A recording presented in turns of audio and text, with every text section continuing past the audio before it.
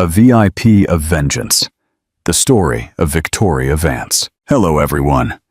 If you've ever been underestimated, this is the story for you. A story of betrayal, vengeance, and the power to reclaim your own destiny. Hit like, subscribe, and get ready for a night that will change everything. Let's begin. Victoria Vance looked at the gleaming skyscraper of Sterling Global, with her heart pounding. It had been 8 years. 8 long years since she had last walked this part of New York. She adjusted the lapel of her navy blue suit and looked at her reflection in her compact mirror.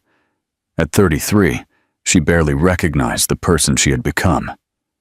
The naive, 22-year-old art student with paint-stained fingers was gone. In her place was a woman with a sharp gaze and a smile that seemed hard-won. "Mom, are we late?" The voice beside her brought her back to the present. Mason, her 7-year-old son, looked up at her with those stunning blue eyes, identical to his father's. "Of course not, darling. We're perfectly on time." Victoria ran her fingers gently through his blonde hair. "Remember what I told you? This meeting is very important for Mom's new job." "At Sterling Global," Mason articulated. "You worked there before I was born?" "Yes, that's right," Victoria replied, her throat tight. What she had hidden from him was that Sterling Global belonged to his father, a father who didn't even know of his existence. "Are you ready?" Victoria asked. Mason nodded, and she intertwined her small hand in his as they walked through the revolving doors. The lobby was exactly as she remembered, a blend of glass and steel that exuded a cold elegance. The memories flooded her, overwhelming and relentless. She had walked through those doors for the first time as a 22-year-old art consultant, hired to curate the company's vast art collection. It was in that very place that she met Raphael Sterling, the 31-year-old CEO who had taken the reins of his father's company. "How can I help you today?" The receptionist's voice snapped her out of her reverie. "Hello, Victoria Vance. I have an appointment with Mr. Pierce for 10 o'clock sharp." The receptionist's fingers glided gracefully over the keyboard. "Yes, Ms. Vance. Mr. Pierce is expecting you on the 42nd floor." Victoria nodded slightly. "Thank you very much." As they rode the elevator up, Mason pressed his face against the glass, watching the city get smaller.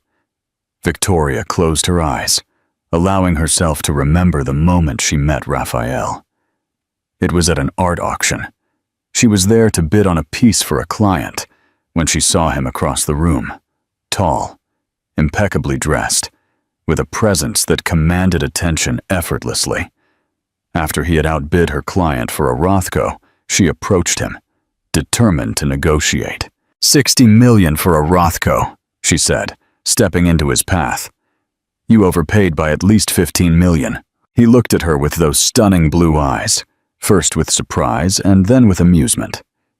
"You must be Victoria Vance, consultant for Fonseca Gallery. I'm Raphael Sterling." He extended his hand, and when she shook it, an undeniable spark flew between them. "I'd pay double for the perfect piece," he said. 3 weeks later, he hired her to curate Sterling Global's collection. 6 months later, they were engaged.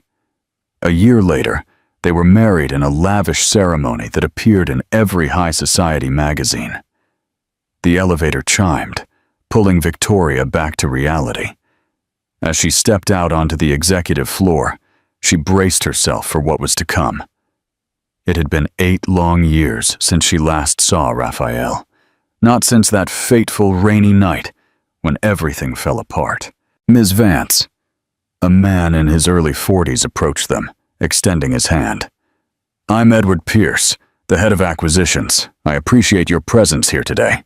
"I appreciate the opportunity, Mr. Pierce," Victoria said, as she shook his hand. "This is my son, Mason."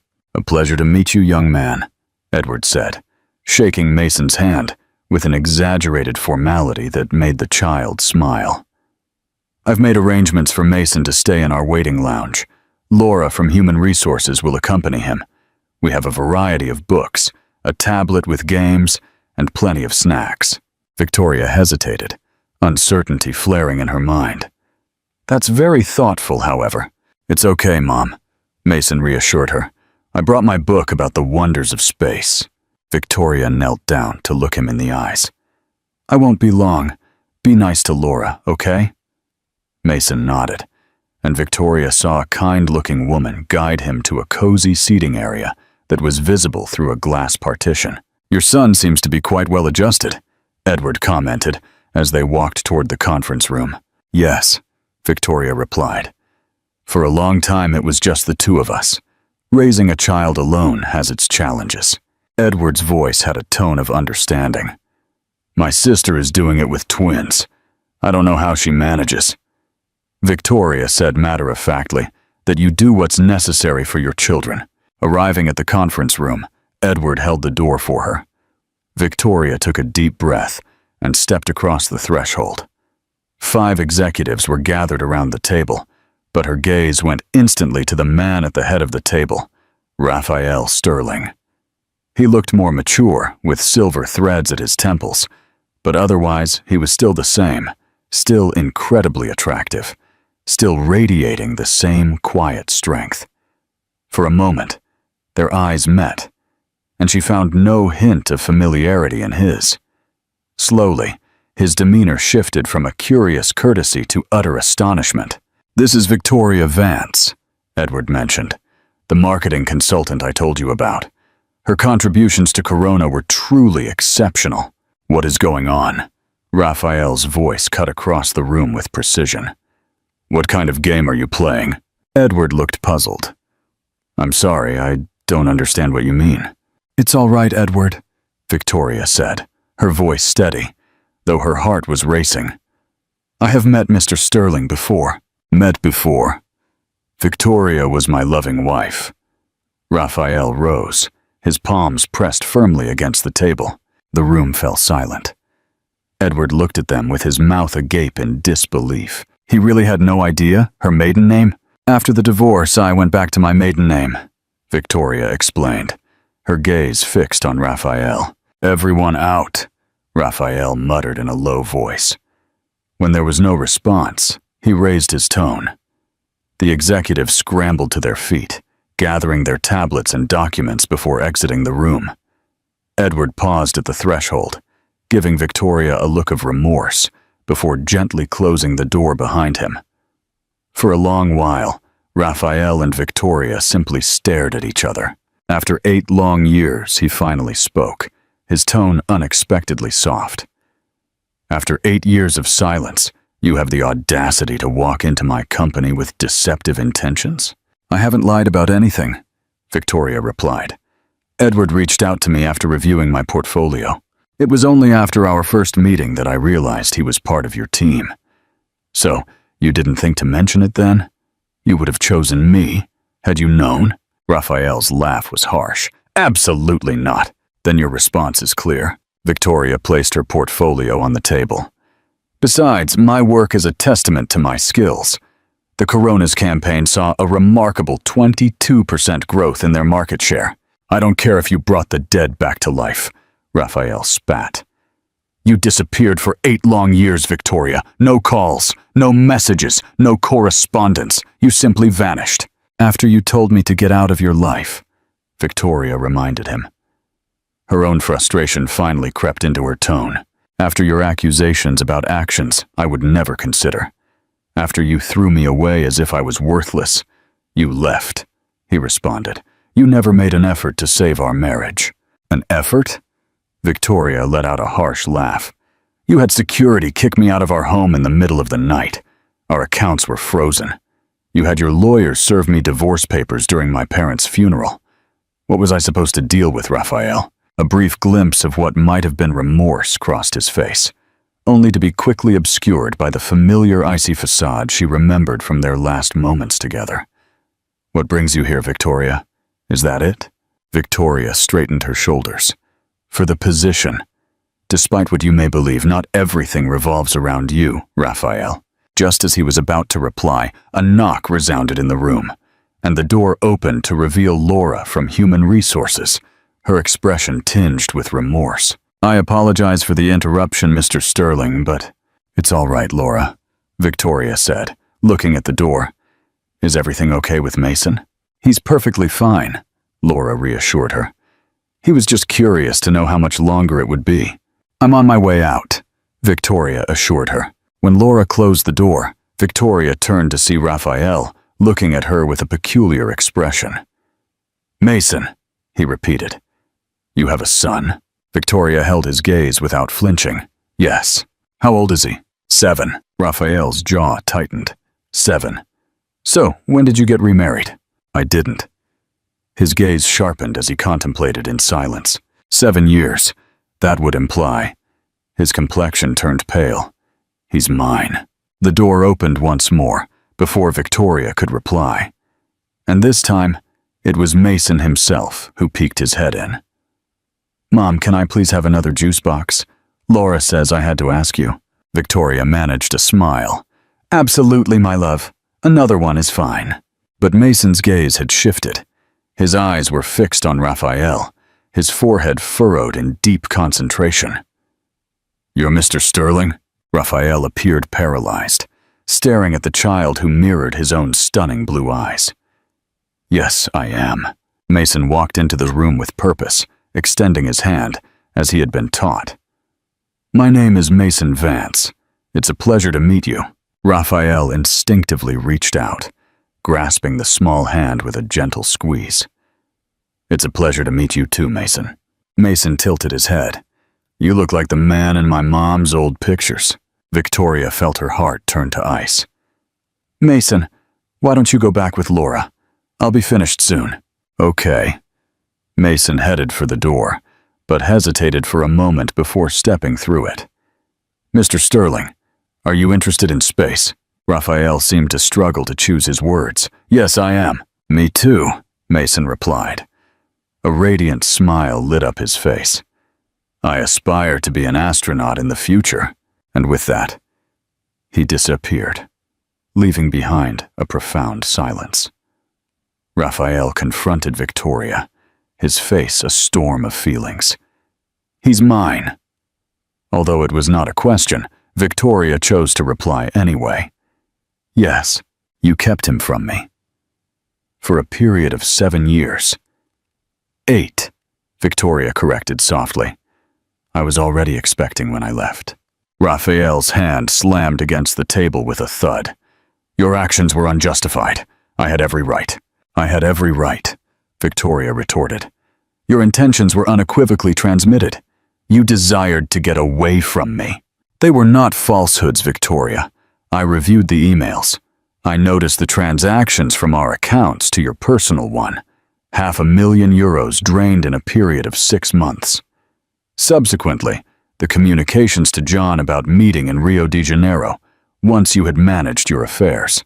Victoria let out a harsh laugh. Did it ever occur to you to ask about it? May I have the opportunity to present my perspective? What needed clarification? My wife was robbing me and plotting to run away with my closest friend. Your friend? Victoria emphasized. I only had a fleeting familiarity with John Morgan. He was your confidant from boarding school, your partner in fishing adventures. Throughout our entire marriage, I had maybe 10 conversations with him. The emails were fraudulent. Victoria interrupted abruptly.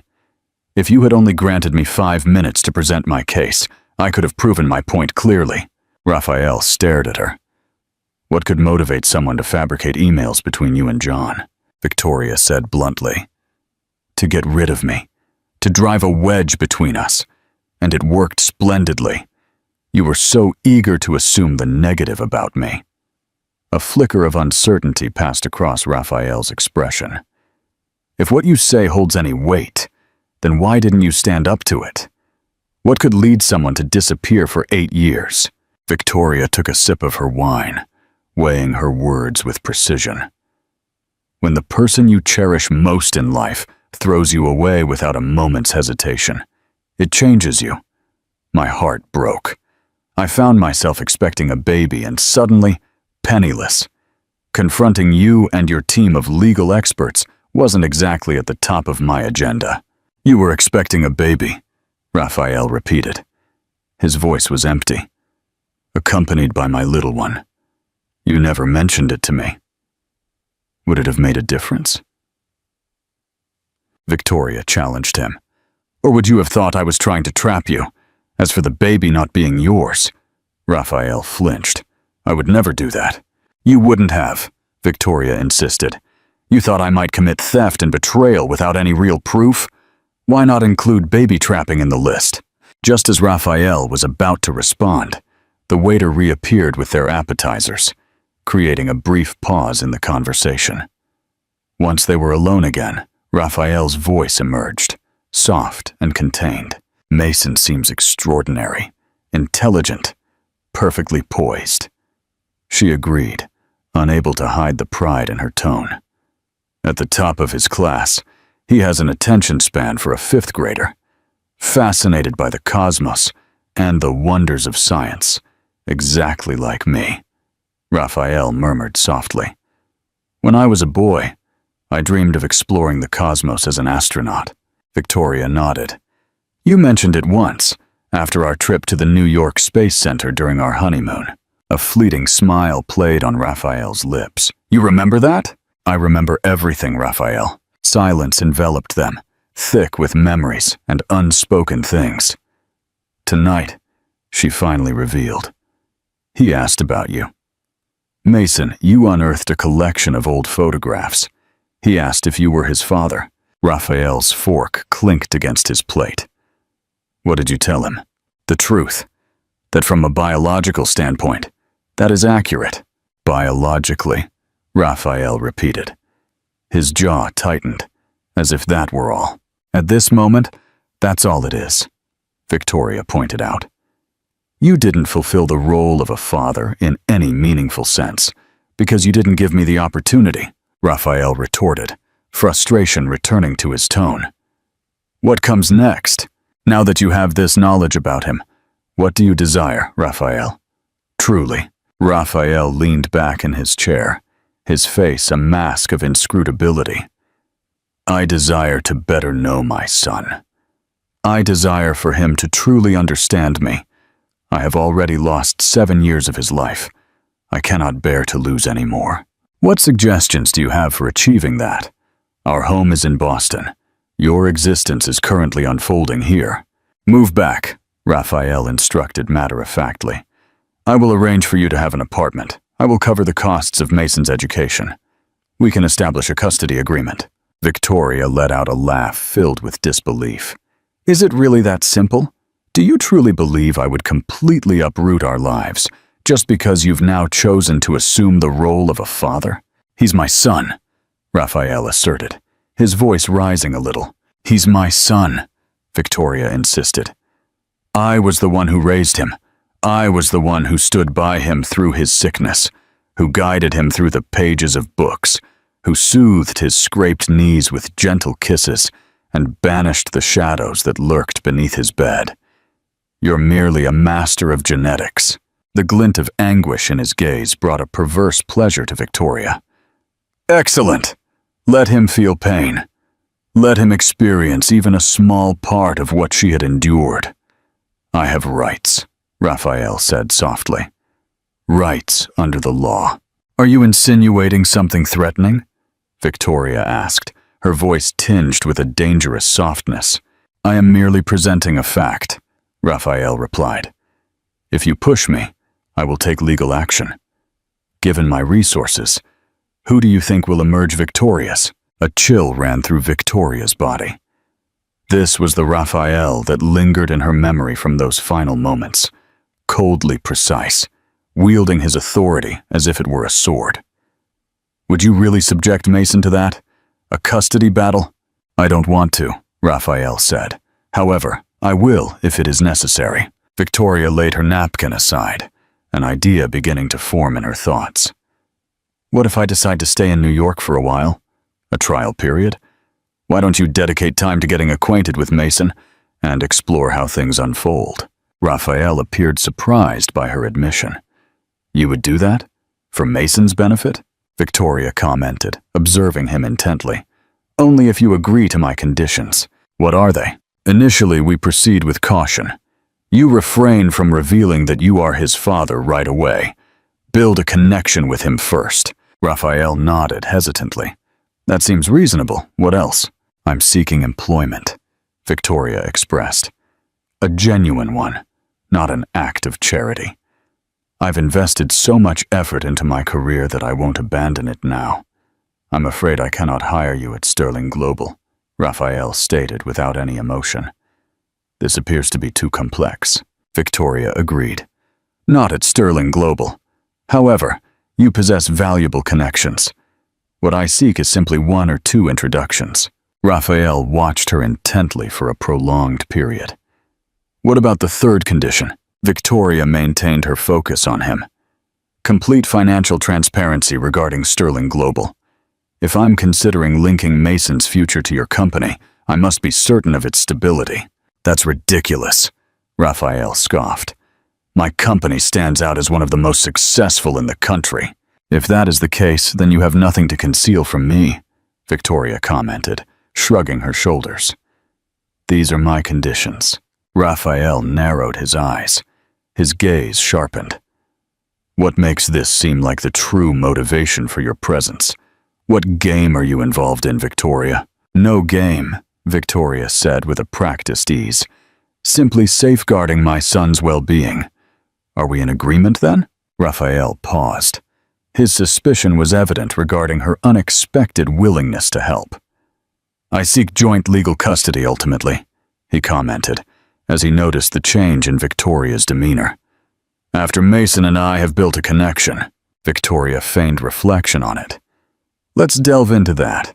After the trial period, what's the duration? Victoria proposed a 3-month period. This should provide us with sufficient time to determine if this arrangement is viable. Raphael inclined his head with a stiff gesture. Very well.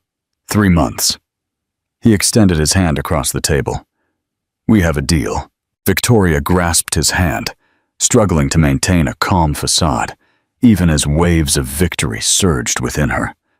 Her fingers brushed against his with a sense of familiarity, momentarily bringing back memories of the man she had once loved, before ambition and paranoia had transformed him into a stranger she could no longer identify. To new beginnings, Raphael declared, raising his glass of wine. To new beginnings, Victoria repeated, clinking her glass against his, her mind drifting to definitive endings. The rest of the meal unfolded in a strange choreography of decorum, interspersed with fleeting reminders of their once close connection. Raphael shared with her the story of his mother's passing, which had occurred 2 years prior. The news struck Victoria with a deep sense of sadness, as Leonore Sterling had always shown her kindness. Victoria recounted carefully selected stories from Mason's formative years, watching the mixture of happiness and sorrow that flickered across Raphael's face with each milestone he hadn't experienced. When dessert was served, Victoria noticed that Raphael was beginning to lower his guard. When he smiled at the tale of 5-year-old Mason, attempting to construct a spaceship out of cardboard boxes, it was a genuine smile, the kind that had previously made her heart race. He really does remind me of myself at that age, Raphael commented, shaking his head in wonder. My mother often told stories of finding me asleep amidst a collection of space books and unfinished models. Victoria commented that he also captures your attention. Once he begins a task, he perseveres until it is completed, regardless of how long it takes him. Raphael acknowledged that stubbornness is a deeply ingrained trait in the Sterling lineage. After a moment of silence, I would like him to use my maiden name. And just like that, the fleeting cordiality vanished into thin air. That is not an option at this time, Victoria declared with conviction. He belongs to the Sterling family. Victoria, the one and only last descendant of my lineage. He's a Vance, Victoria clarified. That has been his essence for his entire existence, because you decided to keep him from me, Raphael reminded her, his voice tinged with new fury. We're not going to go through this again, Victoria commented, pushing her dessert plate away. The past is in the past. Let's keep our eyes on what lies ahead, shall we? Raphael let out a slow breath, clearly working to control his anger. Indeed, you're right. I apologize. He signaled for the waiter for the check. Could you remind me where you're staying? The mansion, right? A car will be arranged to take you back. That's not necessary, Victoria said, rising. The night is quite pleasant. I'll take a walk. Raphael murmured something about her independence, leaving Victoria unsure whether his tone conveyed admiration or criticism. Outside the restaurant, an awkward silence lingered between them. I appreciate the dinner, Victoria commented, with a touch of formality. When will I be able to see Mason? Raphael stood with his hands in his pockets, an uncharacteristic air of uncertainty about him. Victoria decided to take him to Central Park tomorrow, near the peaceful boat lake. Noon, Raphael nodded. I'll be there. He paused briefly before adding, For what it's worth, Victoria, it seems like an eternity since the last time we connected. The sudden revelation took her completely by surprise. After 8 years of meticulously planning her revenge and fortifying her heart against him, his simple words lingered, threatening to shatter her unwavering resolve. Good night, Raphael, she said, turning away before he could glimpse the confusion in her gaze. As she walked back to the hotel, Victoria's thoughts surged with intensity. A part of her felt triumphant. Everything was unfolding as planned. Raphael was already providing her with what she sought: moments in New York, entry into his kingdom, and soon, entry into Sterling Global.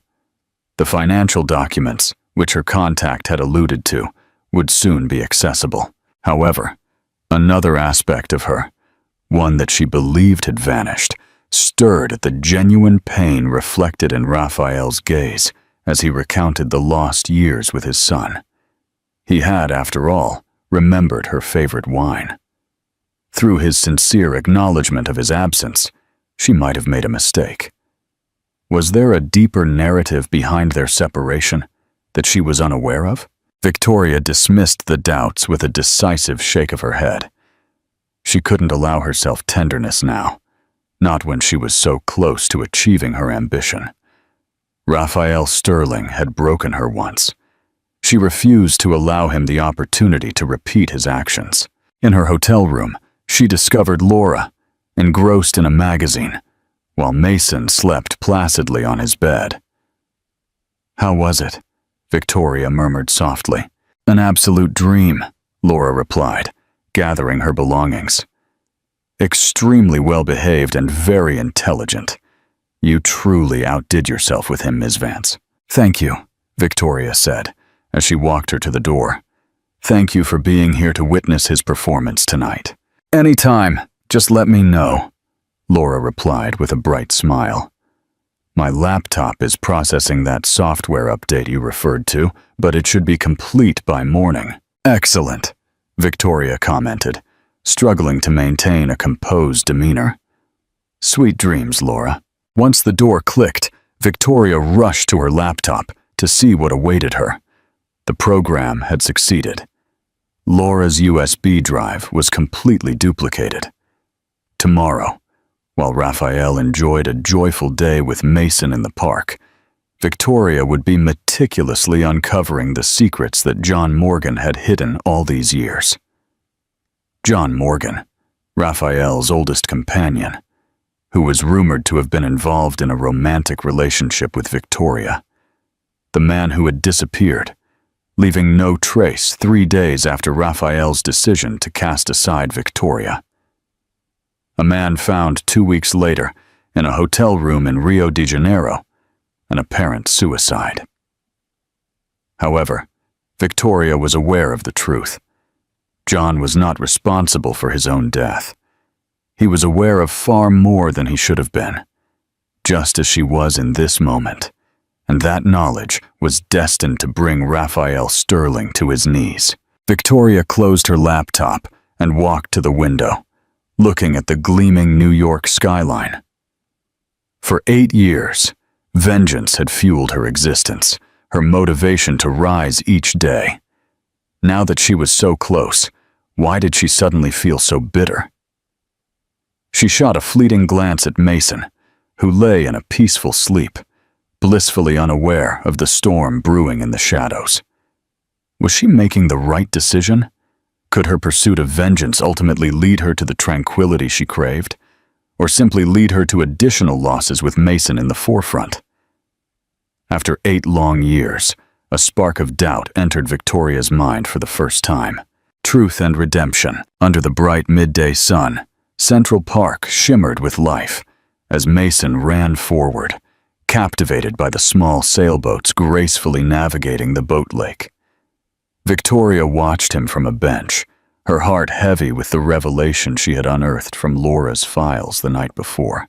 He really does have a passion for space, doesn't he? Victoria recognized Raphael's voice.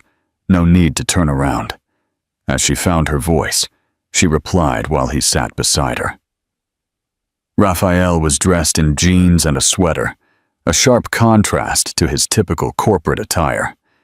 He looked younger, resembling the man she had once fallen in love with. "You informed him what I would be present?" he asked, his gaze fixed on Mason with great interest. "Yes, he is aware that we are meeting with a friend of mine." Victoria paused, uncertainty flashing in her mind. "Raphael, before we head over there is something I need to discuss with you."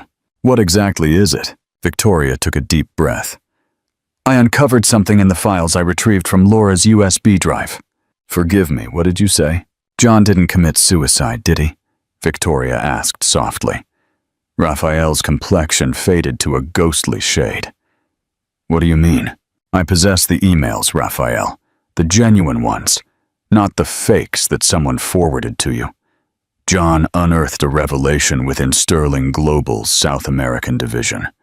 Illegal extraction activities, breaches of environmental regulations, and corrupt payments to officials."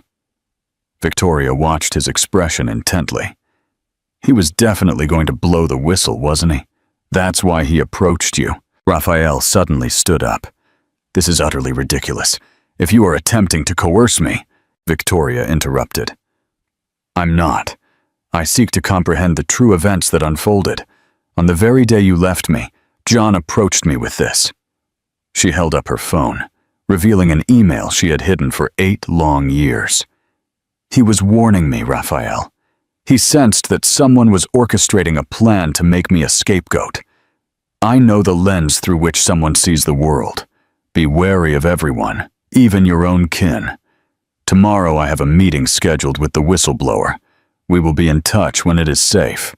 Delete this. Live. He never called," Victoria murmured softly. 3 days later, he was discovered in Rio de Janeiro, and I found myself alone, carrying a life inside me, but feeling empty.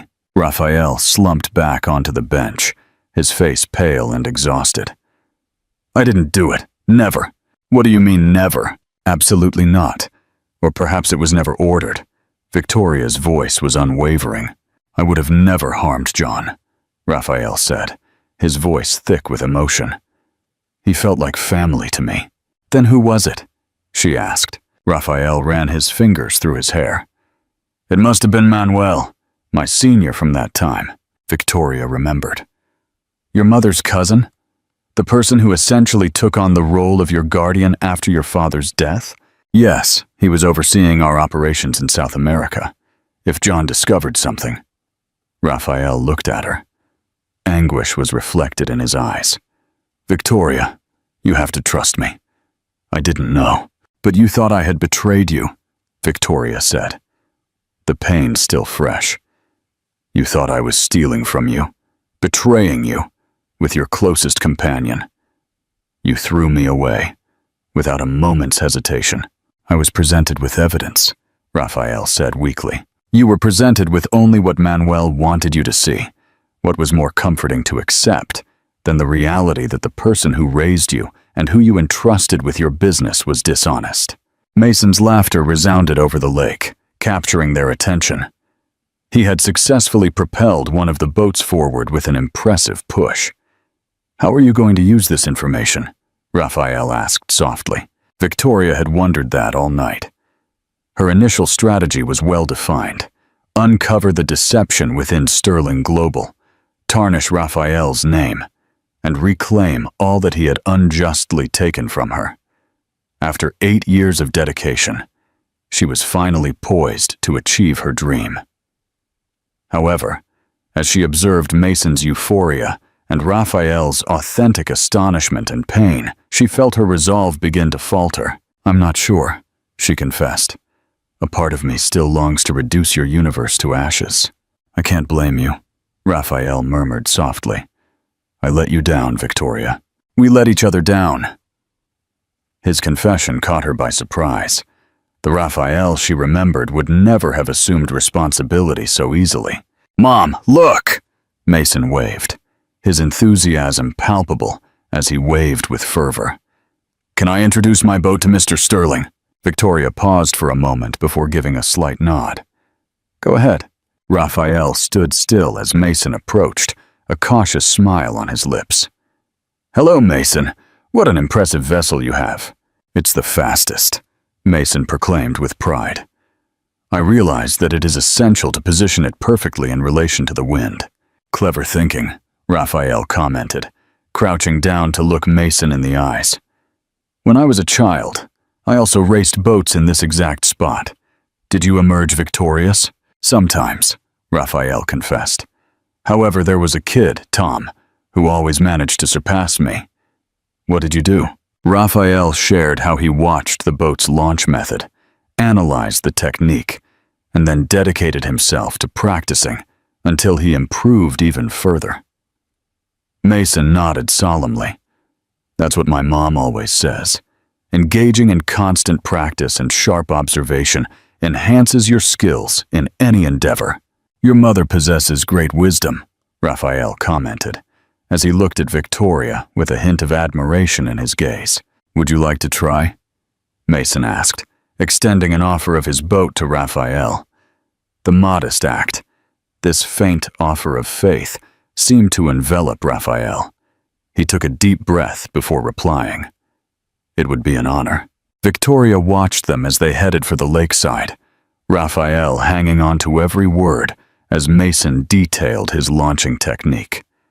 A sensation constricted itself within her chest. It wasn't pain, but rather a poignant longing for the possibilities that had slipped away. For an hour, she sat on the bench watching them as they raced boats, shared laughs, and engaged in animated discussions about space, science, and baseball. Mason, typically cautious with unfamiliar faces, seemed inexplicably drawn to Raphael, eliciting a mixture of warmth and discomfort in Victoria. She felt as though a fragment of her being recognized its father, although they had never crossed paths. Upon returning to the bench, Mason's cheeks glowed with euphoria. Mom, Mr. Sterling also knows Captain Nova. He possesses every comic, including the elusive ones. Is that really the case? Victoria responded, raising an eyebrow at Raphael. There are certain things you never outgrow, Raphael commented, a self-deprecating smile on his lips. Mason, may I have a moment to speak with your mother privately? Mason looked back and forth, his sharp wit kicking in at that moment. Is it about grown-up matters? Yes, Victoria confirmed. Why don't you see if you can beat your record for the fastest crossing? Once Mason was out of earshot, Raphael confronted Victoria, his demeanor serious. I must make this right, Victoria. In what way? The past 8 years are irreversible, Raphael conceded. However, I am prepared to accept responsibility for the events that transpired. As for Manuel's actions, taken in my name with my company, are you really willing to risk Sterling Global? Victoria harbored doubts. Your entire legacy? What kind of legacy are we talking about? Raphael asked with a sharp edge in his voice. Is this a business founded on deception? A fortune tarnished by wrongdoing? What kind of precedent would that set for Mason? Victoria scrutinized him closely, searching for any sign of dishonesty, but discovering nothing but determination. What exactly do you propose? Help me, Raphael declared bluntly. Help me organize my business. We will reveal the truth about Manuel, rectify any wrongs caused by our actions, and overhaul our entire approach if necessary. He took a moment to compose his thoughts. I refuse to lose my son again, Victoria. I refuse to be the one who allows this to go on any longer. What makes you trustworthy? Victoria challenged him. After all that transpired? How do you know? Raphael responded. The authentic version of myself, not the person I turned into when I allowed fear and a desire for success to cloud my clarity. Cautiously, he extended his hand. It seems a part of you still has some concern. Otherwise, we would not be engaged in this dialogue. You would have immediately taken your discoveries to the media. Victoria kept her hand exactly where it was. I came here seeking justice, Raphael. Then help me bring it about, he pleaded. The right way, not a retribution that inflicts pain on everyone, including Mason, but a form of justice that has the potential to heal some of the scars. Just as Victoria was about to respond, her phone suddenly rang. As she looked at the screen, a frown creased her forehead. It's Laura from Human Resources. How peculiar, he replied, and a chill ran through her as she heard the desperate tone of Laura's voice. I sincerely apologize, Ms. Vance. I'm not sure how it happened, but someone gained remote access to my computer last night. All my files were accessible, including the personnel files of the executive team. It appears that everything has been erased. It suggests that it appears to be a deliberate attack. Victoria's gaze shifted to Raphael. Someone asked for those particular files. That's the thing, Laura commented, her voice trembling. Just yesterday, Mr. Pierce asked for the old files belonging to Manuel Sterling. He mentioned that he had to review something from 5 years ago. Edward Pierce? Raphael asked, having overheard the conversation. The one in charge of acquisitions? Victoria's thoughts surged with intensity. Laura, could you tell me where Edward is at this moment? That's the reason I contacted you, Laura mentioned. He just emptied his office. Security reported that he left in a hurry about 20 minutes ago. Raphael had already risen. He referred to him as Manuel's protégé. His tone was heavy with seriousness. They always shared a strong bond. A terrible understanding settled in Victoria. If he realizes that we are onto them. They both looked around for Mason, but the area by the lake where he had been playing was deserted. Mason! Victoria's voice trembled as she called out to him. A wave of panic swelled within her. Mason! Raphael ran forward, his eyes flitting around the surroundings. Security, he commanded into his phone. I need a team at the boat lake in Central Park immediately. My son is missing. Victoria ran around the lake, shouting for Mason, her heart pounding in her chest. This was unimaginable. Not when they were so close to uncovering the truth. He's over there! Raphael gestured to a silhouette dressed in a dark coat, hurrying toward the park's exit, with a small figure writhing by his side. Mason! Victoria let out a heart-wrenching scream. The man pulled him onto his shoulder, and Edward Pierce quickened his steps, pulling Mason with him. Raphael launched himself after them, faster than Victoria had ever seen him move. She ran forward, her lungs on fire, fear propelling her with an unexpected swiftness. Edward approached the black sedan parked on the sidewalk and opened the door with a quick motion. Just as he was about to push Mason through the door, Raphael launched himself at him from behind. They crashed onto the pavement. Mason broke free and ran into Victoria's comforting embrace. Mom! He cried as she hugged him tightly. Raphael had Edward pinned, his expression twisted with fury. You plan to take my son? Edward spat out. Manuel's orders, for cover, if you and your ex-wife got too close to the truth. Police sirens blared in the distance as Raphael pulled Edward to his feet, keeping a strong grip on his neck. The truth has already been revealed, he snarled. It's over for you and Manuel. An unexpected end. 3 months later, Victoria stood in the doorway of Mason's new room, watching Raphael help him suspend a model of the solar system from the ceiling. Their laughter resonated in the space, igniting a spark in Victoria that had been long extinguished. Manuel Sterling was in federal custody, along with Edward Pierce and 3 other executives entangled in the corruption scandal. Raphael fulfilled his commitment. He approached the authorities directly, turned over all the information they possessed, and fully engaged in the investigation. Sterling Global faced challenges. However, with Raphael's openness and dedication to change, the company was gradually restoring its position. "Excellent," Raphael announced as they completed the placement of the final planet. "What do you think, Chief Engineer?" "It's fantastic," Mason declared. "Thank you, Dad." The words still ran through Victoria like a sudden shock. Mason had begun referring to Raphael as Dad only a few weeks ago, after they had finally clarified everything for him. A simple account of their past that acknowledged the mistakes made by both adults, while shielding him from the most problematic aspects. Raphael met Victoria's gaze over Mason's head. His expression was overflowing with appreciation. "Dinner's almost ready," she commented. "Clean up, cosmic adventurers."